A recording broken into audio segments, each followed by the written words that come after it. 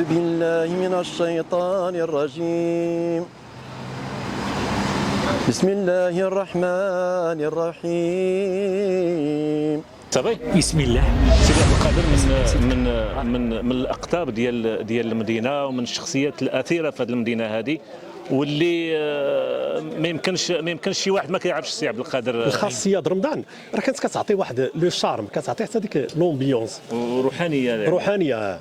كنشوفوا بان زعما حتى الاستمراريه ديال التراث ديال الاجداد. دابا بحال الا وقعت واحد القطيعه بين هذا الجيل والجيل اللي كان قبل. الحداثه ديال هاد التليفونات والمواقع وكذا الاداء استغناو على هذيك العاده اللي كانت. كنتي تعقل على النفار هنا.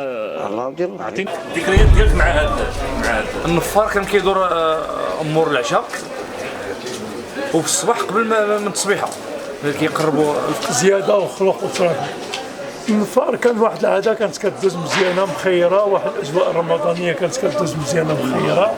بالتالي يحاول يعطينا واحد اللمحه على شنو كان كيعيشوا وفاش كان صغير وفاش كبر والان يعني كيفاش ولات الحاله. مرحبا سي محمد الراشدي. معنا سي صديق اللي هو من الاقطاب ديال هذا الحي هذا، ومن الناس اللي الله يجعل فيهم البركه يعني بركه ديال هذا الحي. لا اكيد يعني اكيد الجانب الروحاني الاستاذي راه هو ما كيميز الانسان العربي المسلم عن باقي هذا. اذا هذا العيش اللي مازال كنعيشوا حنا، هذه الحياه اللي بقينا كنعيشوها روحانيا، راه يمكن هي اللي مازال عطينا هذا الدعم في الحياه والصدق ديالنا في العيش، وهي هذه الروحانيه. السلام عليكم واهلا وسهلا بكم.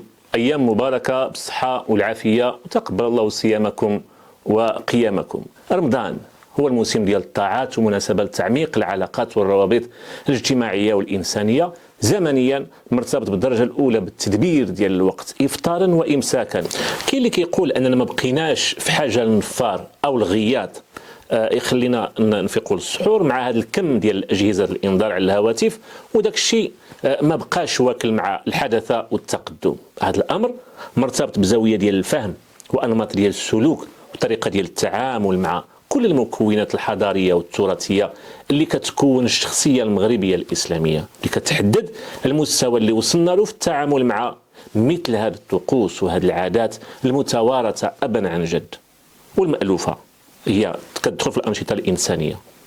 اذا كان داك الشيء اللي كيقوم به النفار والغياط في شهر رمضان بشكل خاص بالنسبه للبعض تجاوزها الزمان، حيث لابد من التكيف مع المستجدات ديال العالم كيف ما كيشوفوا هما، كاين اللي كيدافع على هذا التقليد المرتبط بطقوس روحانيه رمضانيه، وفاش ما بقاتش بحال الا ناقصه شي حاجه، خصوصا الناس اللي عايشوا هذه الحاله هذه لعقود طويله، والحنين لليالي رمضان اللي كانت كتميزها هذه العاده كتقليد سنوي. كاين عادات رمضانيه خضعت للتعديل والتغيير مع مرور الوقت، خصوصا في الامور ديال الاكل، بالرغم من بقاء الشهر كمحطه دينيه روحيه سنويه وانعكاس للطريقه ديال التعامل مع الوقت كقيمه والاستهلاك كثقافه. فمع قدوم الشهر ديال رمضان كان النفار والغياط كيتحرك بين الدكاكين ديال المدينه، كيبارك لهم وكيذكرهم بهذا الطقس الجميل، وكنلقاوه ضاحك مع الدعوات ديالو للناس بالخير والصحه. وكان التجار والحرفيين والناس العاديين كيبادلوه التحيه باحسن منها، تيتهلاو فيه، بحيث هاد النفار حتى هما ولاد باب الله، حتى هما وبحالنا ولاد بيئه شعبيه. النفار انسان بشوش اجتماعي خدوم، وكانت العاده انه كينفر من بعد صلاه العشاء ووقت السحور وحتى الصباح ديال عيد الفطر، ومن بعدها كيدوز على الديور باش يعطيوه التفكيره وهي حقه من الفطره وبعض البركه ديال الفلوس والسكر.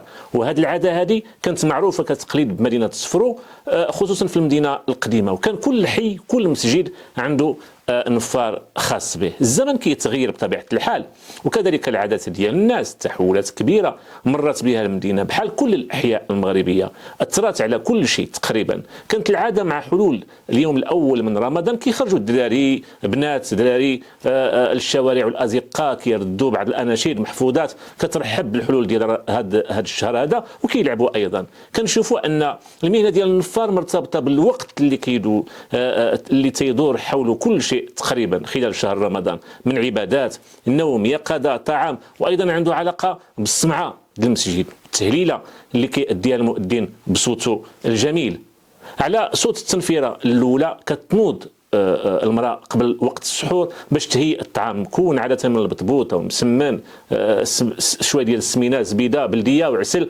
التنفيرة الثانية كتكون تنبيه بقرب موعد الأذان. الثالثة كتقول لك قطع، يعني إمساك على الطعام وبدء فترة ديال الصوم. خارج هذه المناسبة الكبيرة كان إلى تأخر الطفل أو الطفل على الكلام كيديوه إناء ديال الماء النفار كينفخ فيه في شعبان أو في عيد المولود النبوي، كيسقيو ذاك الماء الطفل وكيولي كيتكلم. ويقال عن الطفل السريع الحركة أنه شارب الماء ديال النفار. بهذه المناسبة الدينية كانت خصوصية بمدينة سفرو قبل سنوات طويلة، وهي التهليلة ديال قبل صلاة العشاء نهار الخميس والحد كيستقبلوا بها يومي الجمعة والاثنين، إلى جانب التهليلة ديال ما قبل أذان الفجر. والغاية هي التحفيز ديال الناس وإيقاظهم لصلاة الفجر، إلى جانب وظيفة موازية وهي المؤانسة ديال المرضى والتخفيف عليهم، وحبسوا الناس على الصومعة ديال المسجد الأعظم باش يكون مؤذن كل ليلة كيدير التهليلة ديالو بالطريقة الجميلة والمؤثرة. غادي نسافروا في الذاكرة السفريوية مع عدد من أبناء ديال المدينة وفي أماكن مختلفة باش يحدثونا على بعض العادات اللي ما بقاتش بحال النفار والغيات، وأيضا ما يتعلق بالسلوكات ديال الأكل وغيرها من العادات اللي تهملات وكل شي ربطها بالقدسية والروحانية ديال هذا الشهر. كنتمنى أن تكون الحلقة عند حسن الظن ديالكم. إذا عجبكم المحتوى ما فيها بس ادعموا القناة بالاشتراك وأيضا الصفحة ديال الفيسبوك. وغادي نبداو بواحد التهليلة رمضانية بالصوت ديال المؤذن والمنشد سي محمدي مولاي الحسن، فمرحبا بكم. يعني شي مقطع ديال من ذاك المقاطع الجميله ديال التهلال اللي على واخا يسمعوا. أعوذ بالله من الشيطان الرجيم. بسم الله الرحمن الرحيم. وصلى الله وسلم وبارك على سيدنا ونبينا ومولانا محمد صلى الله عليه وسلم، محمد أشرف المخلوقين، وعلى آله وصحبه وسلم تسليما. ولا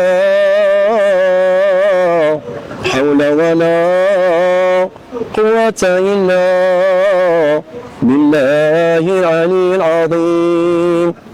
ولا حول ولا قوة إلا بالله العلي العظيم. اللهم يا واسع المغفرة ويا جبار القلوب مكسرة ويا كريم في الدنيا ورحيم في الآخرة، تفضل علينا يا مولانا برحمتك والمغفرة، يا حنين ويا كريم. الصلاة والسلام عليك يا إمام المتقين. الصلاة والسلام عليك يا خير الورى يا ممجد. احنا الان مع مولاي حسن المنشد والمؤذن والمقرئ في المدينه ديال سفرو، وهذه المهنه يعني يعني عندهم في الدم وعندهم في العائله وعندهم في التاريخ ديال العائله ديالهم، منهم المؤذن ولي الطيب الله يولي به اللي كان عمو اللي كان في القصبه، لان غادي يتحدث لنا على التهلال اللي كان في واحد الوقت ربما بدا كيقلال في سميتو. يعني تكلمنا شويه على هذا. بصح اللي دابا راه سنين متعدده اللي فاش ما بقاش هذا القضيه ديال التهلال. احنا كنا كنديروا التكليمه الاولى، كنت كندير التكليمه الاولى والتكليمه الثانيه وعاد كنصبح. هادشي في الجامع الكبير. الجامع الكبير هذاك اش نعاود لك، الجامع الكبير المسجد الاعظم. كنت كنمشي التكليمه الاولى كان هذا كيقولوا هذاك مؤنس المرضى. مؤنس المرضى. وكنا كنقولوا هذا الكلمه يا كريم، كنعدوها هنا كنقولوا يا كريم. نسي هذه الحاله ما بقاش، مورا بقيت كنصبح. انا بديت كنوب على عمي الله يرحمه وكنت كنروي حتى حديث. دابا انا في الجامعه في نهار الجمعه الان مازال انا كنروي حديث في الجامع الكبير. يعني ورثتيها من عند عمي. يكفيك انا كنت كنجلس حداه انه هو مرض، بديت انا كتعاون انا وحديت هكذا رجلي كانوا كيرجفوا. اول مره الناس كلشي بدا كيدير شكون هذا ونفس الصوت، يعني تقريبا الصوت ديالو تقريبا ديالو وكنت كنصبح. ودابا ما هادشي نداس ما بقاش في المساجد كلهم تقريبا. ان كنقول خصو يكون شي صوت جميل، ما كان الصوت جميل ما هذا. وكنت كندير لله الجامع السلوي ومن بعد الجامع حبونا في الفجر. رمضان هذا العام ما مشيتش. في رمضان مازال شحال سميتيها المؤنس ديال المرضى. علاش سماوه المؤنس ديال المرضى؟ لان المريض كيكون في السبيطار كيشوف غير وقتاش يطلع النهار، كيسمع ديك التهلال وديك الشيء كيشوف وقتاش زعما راه النهار طلع. هذه هي باش كاين الراحه، كيحسوا بالراحه. نعم كيحسوا بالراحه. يعني بالنسبه للتهلال اللي كان في ذاك الوقت، شنو كنتوا كتقراو في هذا التهلال؟ واش قصائد واش شنو بالضبط؟ كنديروا قصائد، قصيدات، مداح نبويه. داك الشيء ممتاز. كان يصلح لي واخا هكذا لا يصلح لك. هذاك تعطينا واحد المقطع عن نخرجوا للنفار. النفار كان واحد العاده اللي هي حنا ملي كنا صغارين انت وانا والناس كلهم كنا صغارين كنسمعوا ديك الحاله ديال الغياط ولا النفار ما بقاش. مش عارف يقول لك لا حول ولا قوه الا بالله. ما بقاش النفار، ما بقاش الغيطه، ما بقاش حتى شي ديال التهلال بدا كنداثر. دابا داك النفار فاش كنتي انت مازال صغير كتسمع النفار في الصنعه، فاش كنتي كتحس بداك الاحساس اللي كنحس به انا بيه كتحس حتى انت الناس كلشي. يعني داك الخشوع، داك الفرحه، داك الخشوع عم ديالك. يعني عاود ماشي شويش على داك الراجل هذاك فريد منه، هذاك السيد هذاك الله يرضيه الخشوع. انا كنسمع داك الشيء زعما بصراحه كنقسم لك بالله كنت الهبه وبحال الخلعه كنسمع داك الشيء كتجيني الهبه ما هادشي ما بقاش. تغير داك الشيء. لا اله الا الله محمد رسول الله. مولانا الرضوي ولد المرحوم الرضي اللي كان مؤذن في الجامع ديال هنا، يعني المعروف بالحسن الثاني. يعني الذاكره ديالك شنو كتختزن لنا على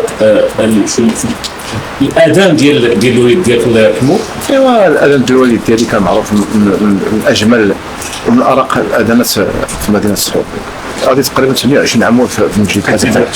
دوز واحد 6 سنين في السلاوي وطلع هنا اجمل الناس اذان الطول هنا في الجامع حكونا. خلفتيه انت في التسعينات؟ كتعاون ولكن اللي فاش توفى خلاص وليتي بشكل رسمي مؤذن هنا في المسجد. كنت كنعاون في الحياه ديال الناس، في الحياه ديالك كتعاون. يعني الذكريات ديالك على الوالد فاش كان كيهلل؟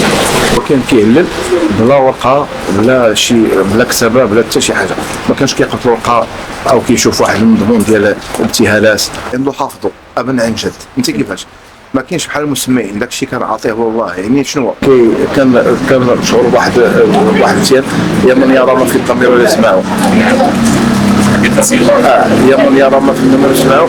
كانت تقريبا في ليله الجمعه وفي ليله الاثنين، وكانوا كيهللوا حتى في ليله ديال الاثنين والخميس قبل العشاء راه يعرفوها الناس. فهمتي؟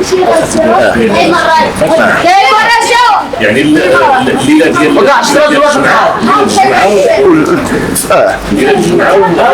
ديال والصباحات يعني وتقريبا كان كيشوف على القضيه ديال الابتهالات.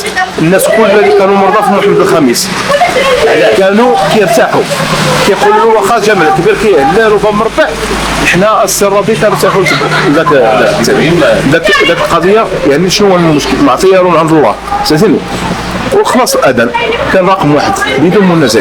كتبدا ذاك البحر هو يعني كان ذاك البحر عنده عطيها الله. يعني واخا دابا حنا كنخلفوه وداك الشيء الى اخره، واخا نعيا ونجتهدوا ما نوصلوش. يعني بدون يعني كان متخصص ومتميز، وتقريبا كان كيضرب واحد الرقم قياسي كتوصل حتى للساعه المكانه في التبع. ما كيعياش عطيه الله ذاك النفس. واخا كان راجل كبير وداك الشيء، ومع مرور الوقت وداك الشيء مع السنين داك ينقص من الساعه، ثلث ساعه، ربع ساعه، قسمين، تنمو الامانه تاعنا.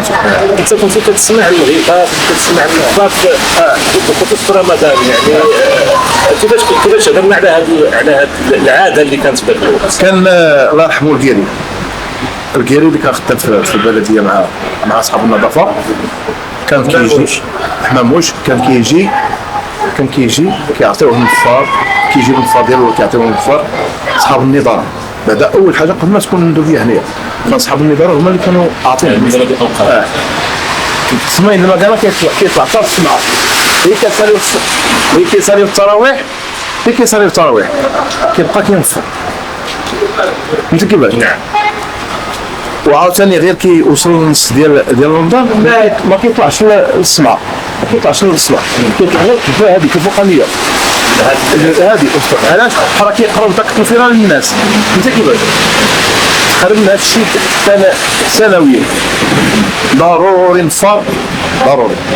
جاو الناس يقوموا بهذه المهمه الساعه ما استطاعوش نهائيا.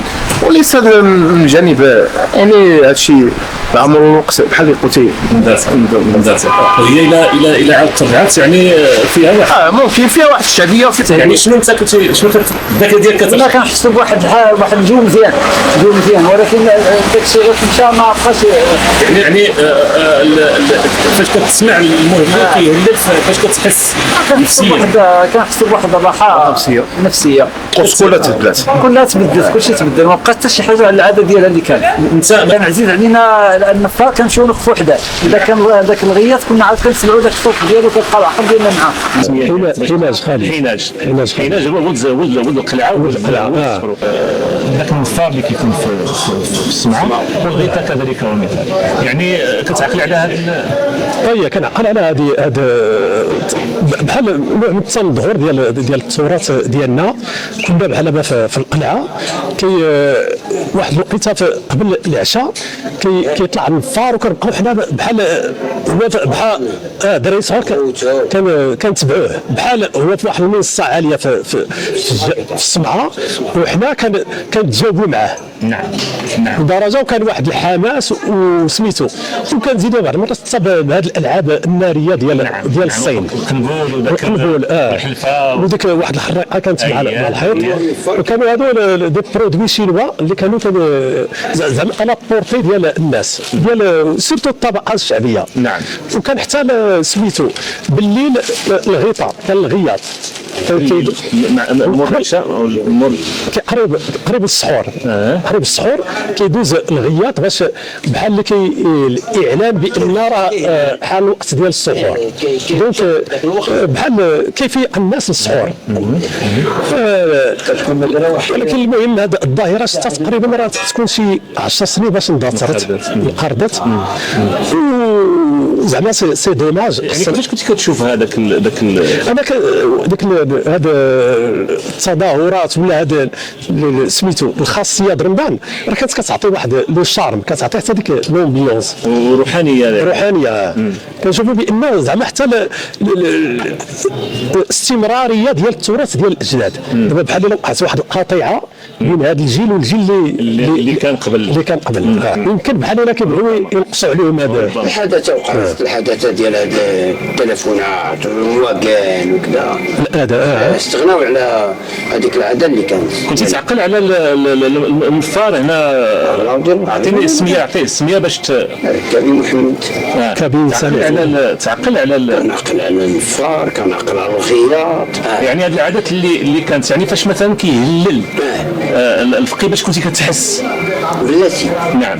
دابا بعد التهلال هو كان كيتسمى كيوسع، باش هو كيعلم الناس على باش يدخلوا الوقت اللي فاش اما يسحروا واما مثلا يهيئوا السحور ديالهم، لان ماشيش في ذاك الوقت اللي فاش باش نكونوا كنسحروا هو هو كيهلل قبل شي ساعه ولا واحد الساعه. دابا كان كيدوز النفار، لان كينفر ثلاثه المرات. كينفر في الاول كيفيق، وكينفر في المره الثانيه ديال انه باش الناس تسحر، والثالثه كتسمى القطعه. القطعه كيقطع بمعنى ما تاكلوش، حبس من الماكله. بس من الماكله. قلت الله اكبر. هادو كان من قبل ما يكون يدوز هذا النفار كيدوز الغياط كيعطيه واحد الوقت. ذاك الوقت الاولى غير كينفر النفار كيهود وكيطلع الغياط كيبقى كيوسع حتى التنفيرات الثانيه. هو كيوسع داك الانغام اللي كان كيدير مثلا في السمعه، كيبقى كيوسع حتى التنفيرات الثانيه. التنفيرات الثانيه كيحبس الغياط، كيبقاش الغياط، كتبقى غير التنفيرات الثالثه اللي هي القطعه. في هذه الحاله هذه حنا كنحسوا، حنا دايرين صغار، كنا دايرين صغار، كنا كنحسوا بواحد المهابه ديال هذا رمضان، كنا الخوف، واحد القدسيه. كنا كنقولوا النفار كانوا حتى والدينا كيهددونا به. فهمتيني؟ يعني كيخلعوكم به. كيقولوا لنا النفار ماشي يجي، ايوا اعمل عقلك.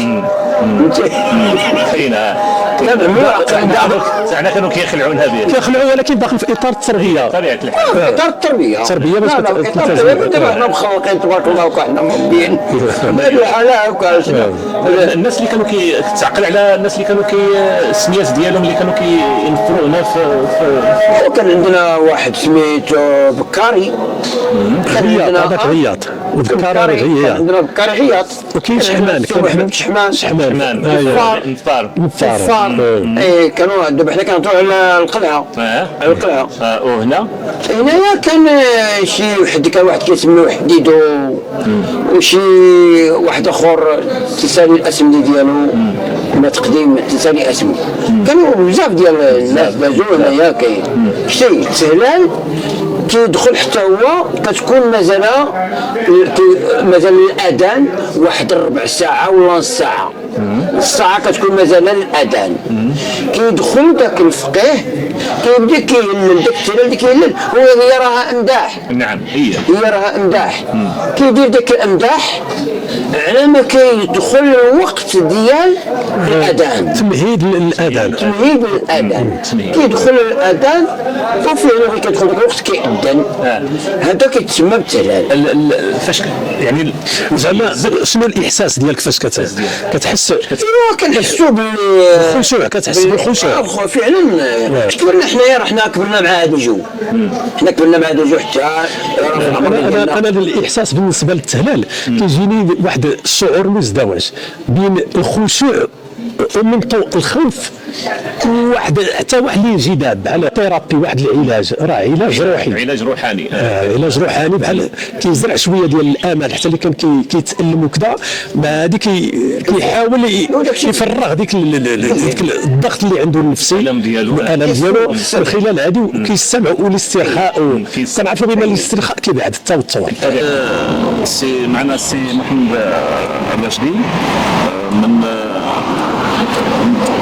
نعتبروه من قدماء ديال مدينه الشفرو، يعني من رجالات مدينه الشفرو.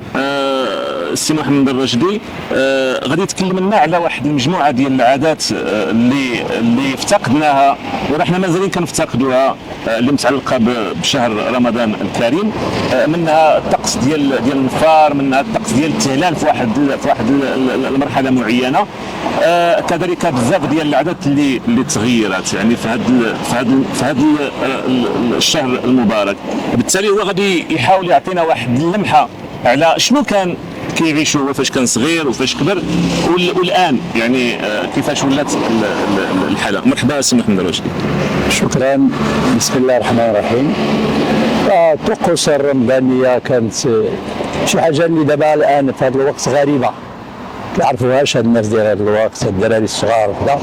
حنا عشنا في الخمسينات 1955 56 كنا كندخلوا للمسجد، كنتعلموا الصلاه في وقت رمضان، كنسمعوا النفار، كنسمعوا الغياط في السمعه غياط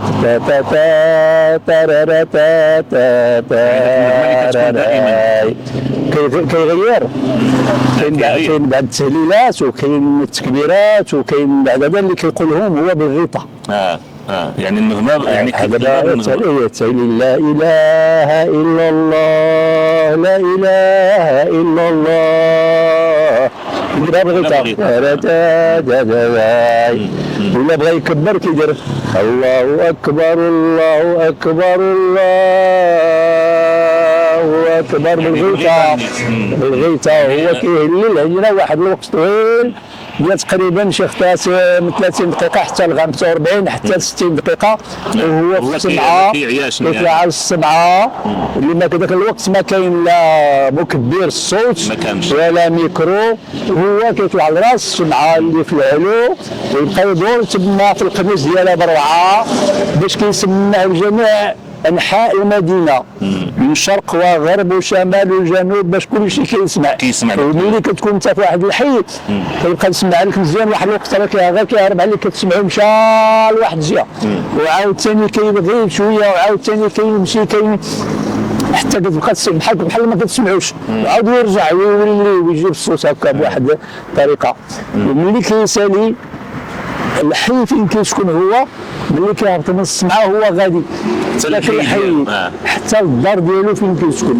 هذاك الحي اللي كيهبط ولو تكون 1000 متر ولا 2000 متر ولا كذا كيمشي فيها خدام. هذوك الناس كلهم كيتنغموا بداك التهليل والتكبير والتحميد وكلشي بدا واحد الطقوس داك الشيء عجيبه فريده من نوعها. يعني هذه استمرت من الخمسينات حتى تقريبا الثمانينات هكا حتى توفاو ذاك الناس.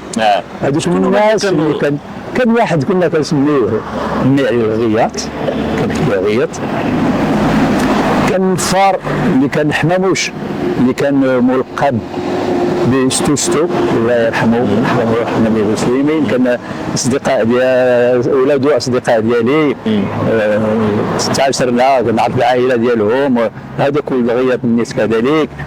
كان واحد طبال حتى هو كانوا كيخرجوا كيعملوا طقوس رمضانيه عجيبه.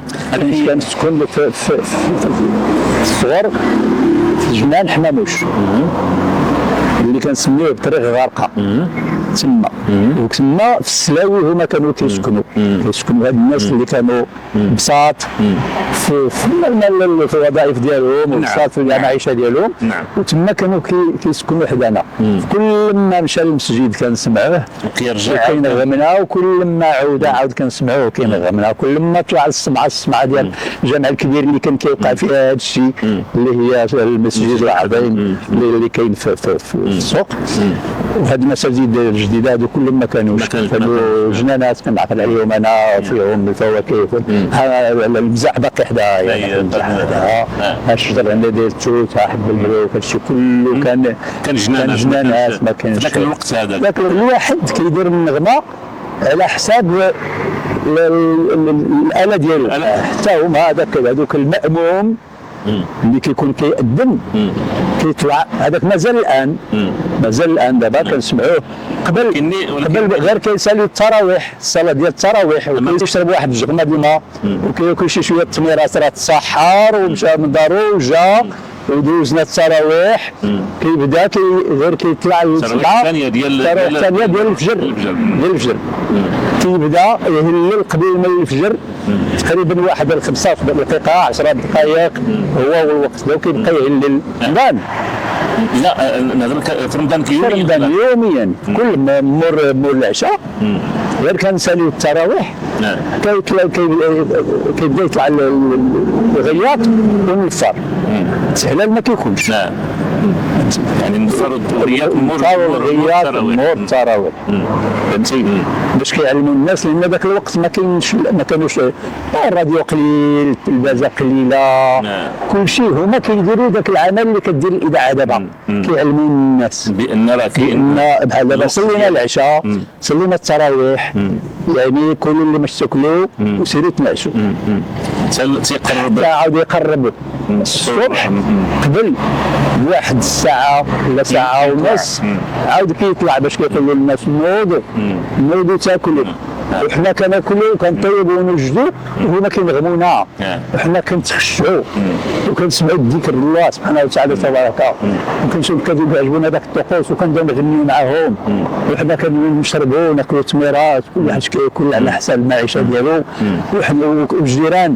كان واحد الوقت الجيران كيعطيو الجيران كيدقوا الجيران هكا لاله فاطمه هكا لاله زهور هكا لاله عيسى اسمها هكا لاله خناتها هكا لاله بدر الله الاسماء كانوا غريبه ما كانش الاسماء ديال ما كانش هذه الاسماء دابا ديال هذا الوقت الجديده وكذا هذا وكان الحب بين الناس وبين الجيران فهمتي وكان الاحترام كبير بزاف وكان بين الاطفال الخوات المحبه والاحترام وكل شيء كان ما يمكنش شي واحد ما كيعرفش السي عبد القادر ما يمكنش سوى المراه سوى الرجل امر سيدي السي عبد القادر غادي يحدث لنا شويه على العادات اللي كانت في رمضان واللي ما بقاتش يعني مثلا في رمضان كنا كندوزو داك الشيء بالنشاط داك الشيء فرحان وباب الدرس محلول كلشي محلول موجه للناس كانت كتبدل المغرب كنا كنجلسوا في الدار عمر غير فوق تشعيط الله اكبر نهودوا للدار رغم ذلك كيعودوا للدار كنفطروا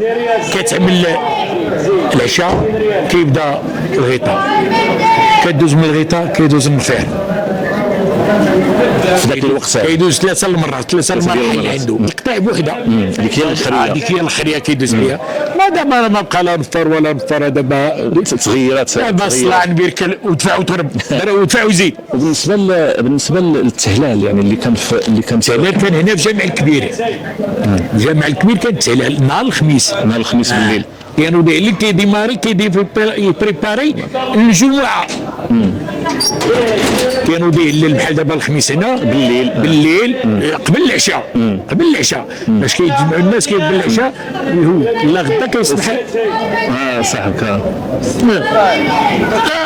خايفين اش بك راه البريده عمر لاباس جعلي تقص الفرق ديال الجوامع جامع الصمارين جامع الكبير سيدي مسعود لاله بيت الله جامع النساء عدلود هذو كلهم كانوا محاوطين بالاماكن هذه اللي عندنا ديال سيدي مسعود هي اللي كانت دايره كل شويه دوز مول سيدي مسعود كان دايره النفير والغيطه وجامع الكبير والصماري كان بن حماموش هو كان ساكن عفاين وكان عندنا واحد ساكن في الرفايف واحد راجل قصيور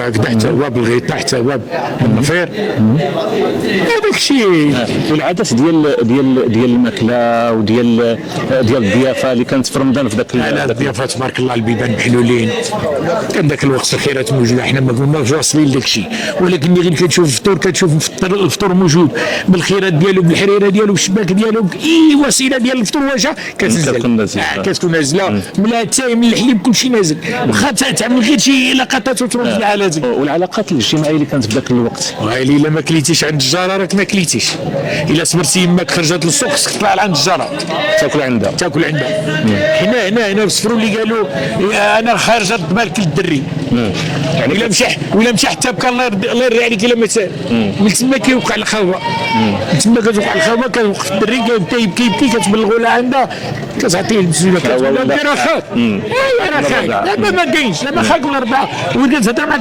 كتقول كيما عندك ضربوا راه خاك هذاك ولا انت انا خير راه خاك ولا ربعه فوالا دابا بديش ماشي نقول لك لا حول ولا قوه. دابا تغيرات بزاف تغيرات بزاف على المكاين اللي كانت تخرج غير الحبونه تصيب الدنيا بهجه، تخرج غير السلاوي تصيب الدنيا بهجه، تخرج السيد تصيب الدنيا بهجه. ما بقاش تغيرات ذاك الامور. نسال الله السلامه. شكرا بزاف. الله يخرج من بقى بخير وعلى خير. شكرا الله اللي فراسكم. الله يحفظك. الله يعاونكم. ورمضان مبارك. بالنسبه للعادات اللي كانت ما بقاتش الان، يعني اللي كنتوا كتشوفوها وما بقاتش، هو العافيه. بحالاش العافيه؟ العافيه كانوا حنا الجدود ديالنا كانوا الوالدين كينوضوا بكري بزاف، كيشعلوا العافيه، كيوجدوا العافيه ديال الفخر، نعم، ديال الفحم، وكتحتاج واحد المده شويه طويله وذاك العافيه كيطرحوا عليها كيقولوا الطبوخ اللي بحال الشيار نطبوخ الحرشه كيوجدوهم ذاك الليل. السحور كانوا الوالده كتنوض بكري قبل ملي راه كتنوض قبل النفار والو كتنوض بجوج مثلا بوحده ملي كتنوض كتعمل العافيه وكتطبخ وكتوجد السحور، وعلى ما غير كيجي النفار عاد كتنيض دوك الناس بالعائله كامله. بالنسبه للحرفه ديالك في رمضان واش كتعيا فيها ولا لا طبيعي عادي ما كنحسبش حيت نظرا للخدميه اللي عشت فيها والمسانده الولف طبيعي كيجيني نعم. ولكن السي محمد يمكن انا كنقول ربما كاين واحد العامل باش كتحس وهو شويه العياء قلت الناس. ما عندكش هذا؟ لا الناس كناس بكري ما نكذبش، كناس انا بكري. انا كان نصلي التراويح انا مازال على السكر قديمه. السكر قديمه لا انا مازال على السكر قديمه، داكشي اللي عشتونا مع الناس اللي كبر مننا والمعلمين ديالنا والناس اللي سبقونا في الميدان كنا هكذا، لان شتي كنفطروا كنصلوا التراويح ديالنا كنرجعوا نعسوا كنشبعوا نعاس. ولكن ساعة قبل الساعة ديال رمضان قبل كيبدا كيطلع كيزمل فيها أذكار، فيها كل واحد وشنو على حسب اش كيعرف. ما كبروا بداك الشيء، جدودنا كبروا بداك الشيء، هما اللي كانوا هما اللي يزيدوا الناس لذاك الشيء. يعني دائما كنت كتحس بواحد الراحه؟ لا الراحه شامله ما فيها غير كنعس الا ما هلاش بحال الا ما ودوش بحال الا ما كاين والو. هذاك التلال كينوض كيهلل ذاك الساعه ديال المكانه حتى اللي فوقه بعيد ولا شي حاجه كيوجد راسو بالنسبه للنفطار، بالنسبه للنفطار عاده انه مرتبط برمضان. ثلاثه تنفيرات كانوا الاولى وكيبقى ساعه عاودين النفطر الثانيه الثالثه عاود كيبقى ساعه ملي كيبدا يدخلوا في الرابعه كيقطع هذا يقطع كيبدا في الوحده. التنفيره الاولى في الوحده، الثانيه في الجوج، الثالثه هي اللي خليها كيقطع زعما راه ما بقاش ماكله ما بقى. يعني العادات اللي كانت في واحد الوقت ديالكم شحال ما بقاتش يعني بحكم رمضان كلشي ما بقاش مثلا كلشي ما بقاش الحياه ما بقاش بزاف كلشي ما بقى. كانت الناس كتكون مسعسين ثلاثه السوايع العواد الجواول وداك الشيء الطبوخ هذا كيعملوا النوبه النهار متين غدا انا غدا الاخر وما دايرين ماشي العائله الجيران اللي تما كيجيو كيطبخوا، ولكن راه النهار ديالو غادي يوصلوا حتى كل نهار في العجين ولا في لا العجين ديالك عجين راسك، ولكن بالنسبه غير العافيه تنوض العافيه وتطبخ هناك وتباوى. يعني خصات يعني كل وحده كدير نهار مثلا؟ لا كل وحده في العائله كدير نهار. كدير نهار تيجيو الجيران كطيب لك. كطيب لك بحال الفران كطيب لك وداك الشيء كتمشي. كانوا غير كاس شي دار ما كتفيقش. شي دار ما كتفيقش. كيدقوا عليها الجيران، كيدقوا على الجيران وكيفيقوا ما فلانه ما فاقتش فيقوها. وكانوا واحد القضيه انا عشتها في دارنا، كانوا كذا من دار السرجم على الجاره، السرجمين صغيورين كيطلع على الجيران، وداك السرجم كيتمادوا منه لا الجمرة العافية ولا التحميرة ولا تفيق داك الجارة فهمت فيق راه غدروا من النعاس. هذا الإضافة ما بقاتش هذه القضية ما بقاتش. وكاين حتى واحد الظاهرة كإضافة إلا بغيتي. وهذا بالنسبة لهاد لاسيرين الزواج هاد البلدية. تاهي شتا نقصت. ما بقاتش. ما سمعناهاش في هذا رمضان يقولوا لنا الزواج من العادات حتى هي راه داخلة في اللي بعيد كاين اللي ساكن في السحيرة كاين اللي ساكن في الدار كاين ماشي يسمع شي اذان هذا. انت دابا الان مع داك العاده ديال النفار ترجع ولا؟ النفار مزيان يعني سواء انه كيعلم ولا حتى داك كيعطي واحد البعد روحاني راه نقطعها كيقول لك صافي راه نوض السحر الا داز كذا راه ما بقى لك مسكين. دابا مزيان شوف انا حتى النفار والغياط راه بحال لي زانغريديون بحال شي اكله كتزيد لها ديك العطريه ديالها هذا داخل ضروري خصها تكون كيتبادلوا انواع الاكل ديال الاكل سواء في رمضان ومن غير رمضان، ولكن في رمضان كيقوى هذه المسائل هذه. كلشي الناس كتبغي تدير الاجر، كلشي الناس كتبغي تسمع غير كلام الله، كلشي الناس كتبغي كيقراو القران، كيتجمعوا كيعملوا الذكر، كيقيموا تقريبا كاين من بعد الناس اللي كيقيموا الليله يوميا فهمتي. هذه المسائل اللي هي خصنا نطلب الله سبحانه وتعالى تبارك هاد الناس عاود يرجعوا لهذه المسائل هذه، لان بهذا طلب الله وبهذا ذكر الله وبهذا المسائل المحبه بيناتنا وكذا بها الله كيعطينا الخير، بها كيجازينا على داك الشيء اللي كنعملوا بيناتنا. فتكون المحبه الله كيبغينا حتى هو كيعطينا. إلا هربنا على هذه المسائل هذه وما بقيناش كنشوفوا نتعاملوا مع الجيران كتقلال، وحتى الله سبحانه وتعالى تبارك كيعطينا واحد الابتلاء باش ملي ما نرجعوا ربما نعاود نرجعوا لذاك الشيء اللي كان الخير. كانوا الناس كيجيو من الجنانات كيجيبوا مثلا البرقوق المشماش الخوخ حسب الفصل اللي كان جميع انواع الفواكه اللي في بالك واللي ما علاش بالك. واحد الوقت الا بغيتي عاود نجبد داك الشيء ان شاء الله وعاد يمكن شي مسائل اللي ما كايناش في مدن اخرى كاينه في السفروق هنا هذه ديال التهليل او ديال التهلال في السمعه قبل من السحور وحتى في الايام اللي كانت يعني ديال الليله ديال الجمعه في واحد الوقت ما بقاتش الان يعني ما بقاش يعني هذيك ديال الليله ديال الجمعه دابا غير في رمضان التهليله كيهلل قبل من الفجر صافي غير كيسالي التراويح كيهلل دابا لحد الان.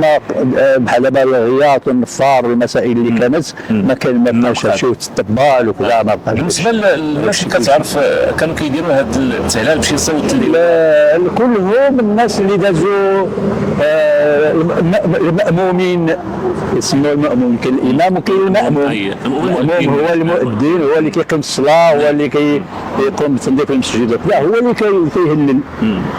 دابا كاين بحال دابا مثلا هذاك الناس القدام كاين السيدي اللي هو الطلع عمر اللي كان كيسكن في المدينه وفي اخر ديال الوقت ديالو سكن في ذاك الفقراء فين هنايا في هذاك المنطقه هذيك في ذاك البنايه هذيك. والامام ديال هذا المسجد اللي هو السي حمد الله كان كيسكن حتى هو تما في هذه المنطقه في هذا السكن. وكانوا كلهم كيقربوا كاع الناس هذو الامام والماموم كيحاولوا يقربوا للمساجد كيكونوا قرابين للمسجد ديالهم باش كيقربوا المساجد باش ما كيغيبوش. كيفاش كنت فاش كتسمع ذاك التهلال في ذاك الوقت هذاك، يعني كانوا الناس كيقولوا بانه كان واحد نوع من الروحانيه ونوع من الاستئناس ديال المريض بذاك التهلال. روحانيه كبيره كانت، روحانيه كبيره. ان كاين واحد الوقت اللي كيف قلتي دابا الناس، الانسان الا كان مريض غير كيسمع ذاك التهلال كيبدا يبكي، كيبدا يبكي وكيتخشع وكيمشي مع ذاك التهلال، وغير كيجي لما كاين التهلال وكاين التكبار وكاين التوسل. غير كيجي الوقت ديال التوسل كيتخشع وكيبدا يبكي ويسجد الله ويطلب الله ويستغفر الله وكان داك الشيء عجيب عجيب. حتى اذا هذاك السيد اللي كان مريض ولا كيكون حدا صحيح وكيبقى يمشي مع هذاك النغمه ومع هذاك الشعر ومع هذاك القافيه وذاك الشيء، حتى انه كنا نبكيو تقريبا 3 4 5 الناس كلشي. يعني ضروري كلشي كتحس بواحد الاستشعار ديال الدس ديالك والدموع كيبداو ينزلوا لك، كنبداو تشوفوا تطلبوا الله سبحانه وتعالى تبارك. الان ما بقاش هذا الشيء، الان تطلبوا الله تطلبوا الله. سياسير الحيحي سياسير. اييه انت كنت من الناس ديال الصبور، يعني تعلمت على النفاق في السمعه كيدعى والغيات. لا غير النفاق، غير ما كانش. الذكريات ديالك مع النفاق كان كيدور امور العشاء وفي الصباح قبل ما التصبيحه ملي كيقربوا الفقيه يكمل التراويح كيدور باش الناس اللي كيتسحروا يقطعوا، يعني راه قريب الفقيه عليكم السلام الله باش الناس يقطعوا. وفي 15 ديال رمضان كان كيدور على الزناقي وقفيفه ديال الدوم كيعطيوه الناس السكر والفلوس والخبيزه باش نقسم لا باش ما كان. و 27 وهذا كانت صراحه الله كانت جميله وكانت زوينه، ومع الاسف نداس راسو مقابس. انا كنعقل على جوج من الفرا كان حيدو الله يرحمه، وكان حماموش هذا الناس ولاد الولاد حديدو صغيرين وكان حموش صغير. هذو كانوا كيدوروا جامع كبير فقط. غير هنايا غير جامع كبير. جامع اخرى ما عمري شفتوها انا بالنسبه لي. جامع كبير. العلاقه ديالهم غير مع هذا الجامع الكبير فقط. هذا هو اللي كان التهلال كان مولاي عبد الصمد رحمه الله الشريف العلوي. كان فوق صبا. من بعد جا ولد خاه مولاي حسن، من بعد ما بقاش. يعني كان كيفاش كتسمع هذاك التهلال حسب ما يحكى ويروى كان الخميس والجمعه تدار للناس كيكونوا مرضين. الناس كيكونوا مرضين طرح الفراش قبل ما يدير الفقي كيسمعوا داك الشيء يعني وكيرتاحوا. كان داك التهلال كان بمثابه يعني دوك الناس كيونسوا اللي كانوا مرضين. يعني تقريبا واحد ساعه ونص قبل ما يدير الفقي والتصبيحه.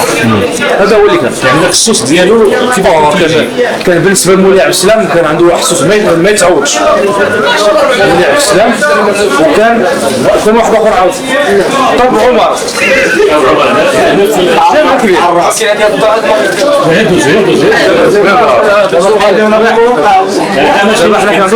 احنا كبرنا جامع كبير. كان جامع كبير كان مولاي عبد السلام الشريف العلوي، وكان طالب عمر ديال المرزق، وموراهم جا مولاي حسن. هادو هما اللي دازو في التهلال. جامع الصمارين كان فيها عبد الرحمن القطب وكان عمي احمد بويعقوب كان كيدون التصبيحه بحال التهلال. كان عبد الرحمن القطب كان عنده حتى واحد الصوت، كان عنده صوت داك الشيء ممتاز. يعني فعلا ديك القضيه ديال الراحه النفسيه كانت كترتاح حتى انت قبل ما يصبح كتعينو فوق شي هذا. وكان غير الكليل والخميس. في رمضان نهار كامل قبل الماء. رمضان نهار كامل. معنا سي صديق اللي هو من من الاقطاب ديال هذا الحي هذا، ومن الناس اللي الله يجعل فيهم البركه يعني بركه ديال هذا الحي، يعني حدثنا شويه على العادات ديال رمضان. كيف كان الفطار وكيف كان نمر واحد تقطعت تبدل عاود الشغل، ما بقاش الشغل اللي بشحال هادي، يعني تبدلات الجيل تبدل. رجع دابا بلاد الدراري اخرين اللي ما عارفينش ديك الشيء هادي، شي نمر واحد تبارك الله كيهللوا وسبحان الله العظيم وكينعس الواحد في السلامه حتى الصباح، يعني كتحس بواحد الراحه. داكشي نمر واحد. وكان واحد الامان الحوال تيبقاو محلولين. انا كنت كنمشي نصلي كنعمل الطابع هكذا العصر نمشي نصلي ما كاين اللي يدخل. الامان تام في الحوانت. هذا الشيء عقلت انا عليه. هذاك الشيء اللي كاين، وكان الدنيا نمر واحد حتى ديك الساعه. تغيرات دابا شويه تبدل دابا الدنيا، تبدلات شويه الدنيا، غير شويه واخا هكذا دابا بقى يعني ذاك الروحانيه ديال رمضان باقيه. لا مازال الشغل تبارك الله مزيان. وكانوا الجنانات عندنا هنا يدخل دابا نكونوا في الجنان يدخل واحد يجيب الخضره واخا ماشي جنانو، يزير الشاكو شي شويه بحال داكشي اللي بغى يقضي به الغرض صافي، وما يعبيش باش يبيعو شي حاجه. فوقاش بديتي الصيام انت السي الصديق اللي تعقل على الصيام؟ انا غير على السنين كنبدا ما يحبوش يفيقوني. واحد المره بديت كنقول لهم انا الا ما غادي نصوم، عاد كيفيقوني كيبداو كانوا كيتموا معايا كيقولوا لي هي ما تصومش دابا نخيط لك النهار حتى العصر. بقيت هكذاك تبارك الله من ذاك الساعه حتى دابا الصلاه، يعني من 6 سنين او 7 سنين 7 سنين الصلاه والصيام. العاده ديال الفطور هي هذيك، باقي الفطور مزيان تقريبا هو هذا، الحريره والبيض مسلوق بيض الواحد الحمد لله الخير موجود. الماكله التقليديه هي اللي كانت كنت في رمضان كانت طنجيه ضروري، طنجيه الشبيله وخاص الحلال هي الوجبه الرئيسيه. الا ما كانش الحلال ما كنتش حلال. الحلال كانت مهمه، الوجبه الرئيسيه في الفطور. هذا في البرد الفول والجبن والخضر البلديه، خيزو بالرقه المفتبو خاتم القوق البلدي، شو يحضروا الناس في ذاك الوقت. هذا الشيء وفي الصيف عاوتاني عاود الماكله ديال الصيف كانت المطيشه والفلفله والبطاطا والبصل. الله عبد العزيز. سي عبد العزيز، سي عبد العزيز انت من القدماء ديال المدينه، يعني عشتي شحال؟ تقريبا من كنا ساكنين في سيدي احمد تالي، وشويه رحلنا لهنا لستي مسعوده، القرى ديال ستي مسعوده تحت الفران القصبه. يعني تقريبا شحال ديال دابا قول سيدي قول دابا سيدي تكون على دابا عندي 70، ملي رحلنا كانت عندي 8 سنين، يعني راه فوق من 60 سنه. 60 سنه. كنهضروا على العادات اللي كانت في ديال رمضان. يعني وما بقاتش مثلا بحال النفار، بحال الغياط. ما كانوش، ما بقاوش دابا. كانوا شحال هادي تحس برمضان، كتحس بان كاين رمضان، داك الشيء كانت عليه الحلاوه والسر. دابا ما بقاش دابا داك الشيء على كذا. يعني كان واحد النوع من الروحانيه ديال الدين بان كتعرف بان رمضان هذاك من الغيطه والنفار، وغير كيجيو المواسم ديال 15 يوم النفار كيدور على الدروبه كيعطيو داك الشيء ديال البركه ديال زويت، وعاود غير كتجي 27 الليله ديال 27 عاود كيدور عاود كيدور على الديور كيعطيو له سميتو داك.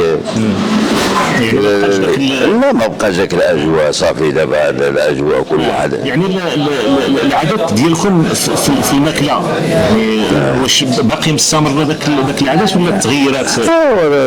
دابا تبدلت دابا الشهوه، دابا الدراري ديال اليوم شوف تكون فيها الشهوه داك التغربه. ما حنا كنا موالفين غير اللي حطيتينا كناكلوا الحريره. لا الفطور ديالكم شحال هذه شنو كان؟ علاش كانت غير الحريره والزبده تسمى النحار الشيء اللي سميتو حتى الجواز الصحور عاد كان سهر ولا درنا القبيله ولا شي حاجه.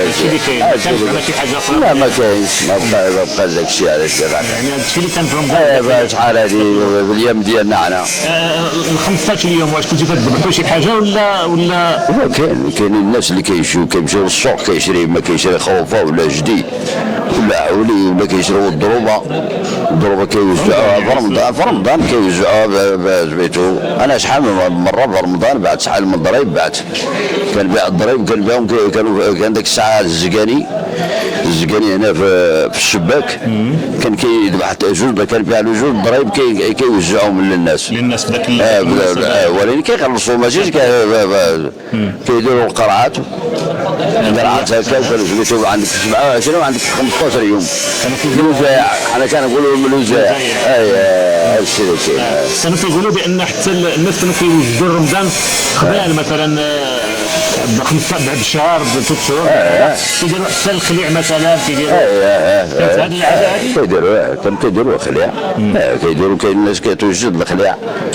هو في رمضان الخليع صعيب كيشحف ولكن كانوا كياكلوا كيديروا الناس كيوجدوا الشباكيه كيوجدوا الخليع كيوجدوا ذاك المعسله كلشي كيديروا ذاك العادات البريوات ذاك يعني هو القضيه ديال الفطار وديال سميتو اللي ما بقاتش. يعني انت كتشوف انها خصها لا ما بقاتش خصها ترجع ذاك العاده كتحس بان كاين رمضان كتحس بالاجواء ديال رمضان. الرسول محمد ابناء المدينه ديال سحور زياده وخلق وفاهم. النفار كان واحد العاده كانت كدوز مزيانه مخيره واحد الاجواء رمضانيه كانت كدوز مزيانه مخيره. داك الشرفان داك الشيء مداتر من هذاك الخنابال وداك الصواريخ هادو غير على حسب الدراري الصغار فهمتي. حاليا دابا حتى داك الشيء ما بقاش. داك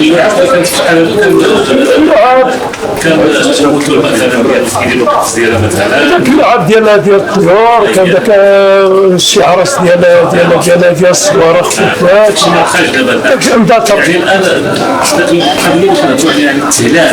التهلال ما بقاش والشفاع ما بقاش ديال النفار اللي ماتوا ذاك النفار ديال سكروه اللي كانوا كيقبطوا العادات ديال السكرويه ما بقاوش. اللي مات ذاك حماموش الله يرحمه ومات الكيري الله يرحمه هما اللي كانوا كيقبطوا فيه يديروا الشفاع وكيديروا له التربه بالنفار كيعملوها باش الناس كيعرفوا واش كينبهوا.